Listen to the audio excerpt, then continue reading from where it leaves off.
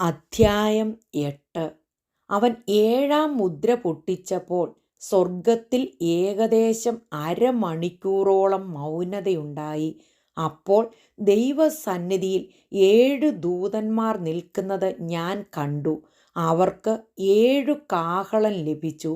മറ്റൊരു ദൂതൻ ഒരു സ്വർണ്ണ ധൂപകലശവുമായി വന്ന് യാഗപീഠത്തിനരികെ നിന്നു.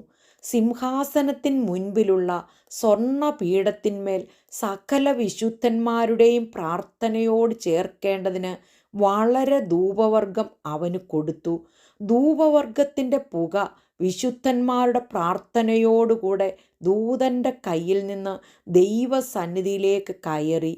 ദൂതൻ ധൂപകലശം എടുത്ത് യാഗപീഠത്തിലെ കനൽ നിറച്ച് ഭൂമിയിലേക്ക് എറിഞ്ഞു. ഉടനെ ഇടിമുഴക്കവും നാദവും മിന്നലും ഭൂകമ്പവും ഉണ്ടായി. 7 കാഹളമുള്ള ദൂതന്മാർ 7 കാഹളമൂതുവാൻ ഒരുങ്ങി നിന്നു. ഒന്നാമത്തവൻ ഊതി. അപ്പോൾ രക്തം കലർന്ന കൽമഴയും തീയും ഭൂമിമേൽ ചൊരിഞ്ഞിട്ട് ഭൂമിയിൽ 1/3 വെന്തുപോയി. വൃക്ഷങ്ങളിൽ 1/3 വെന്തുപോയി. എല്ലാ പച്ചപ്പുല്ലും വെന്തുപോയി. രണ്ടാമത്തെ ദൂതൻ ഊതി. അപ്പോൾ തീ കത്തുന്ന വൻമല പോലെയൊന്ന് സമുദ്രത്തിലേക്ക് എറിഞ്ഞിട്ട് കടലിൽ 1/3 രക്തമായി തീർന്നു. സമുദ്രത്തിൽ പ്രാണനുള്ള സൃഷ്ടികളിൽ 1/3 ചത്തുപോയി. കപ്പലുകളിലും 1/3 ഛേദം വന്നു. മൂന്നാമത്തെ ദൂതൻ ഊതി. അപ്പോൾ ദീപം പോലെ ജ്വലിക്കുന്ന ഒരു മഹാനക്ഷത്രം ആകാശത്തു നിന്ന് വീണു. നദികളിൽ 1/3 നീരുറവുകളിന്മേലുമായിരുന്നു വീണത്. ആ നക്ഷത്രത്തിന് കാഞ്ഞിരം എന്നു പേർ. വെള്ളത്തിൽ 1/3 കാഞ്ഞിരം പോലെയായി. വെള്ളം കയ്പായതിനാൽ മനുഷ്യരിൽ പലരും മരിച്ചുപോയി.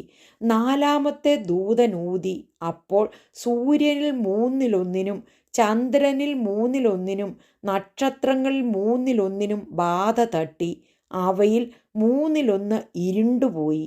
രാവും പകലും 1/3 വെളിച്ചമില്ലാതെയായി. അനന്തരം ഒരു കഴുക്, ഇനി കാഹളമൂതുവാനുള്ള 3 ദൂതന്മാരുടെ കാഹളനാദം ഹേതുവായി ഭൂവാസികൾക്ക് കഷ്ടം, കഷ്ടം, കഷ്ടമെന്ന് ഉറക്കെ പറഞ്ഞുകൊണ്ട് ആകാശമധ്യേ പറക്കുന്നത് ഞാൻ കാൺകയും കേൾക്കുകയും ചെയ്തു.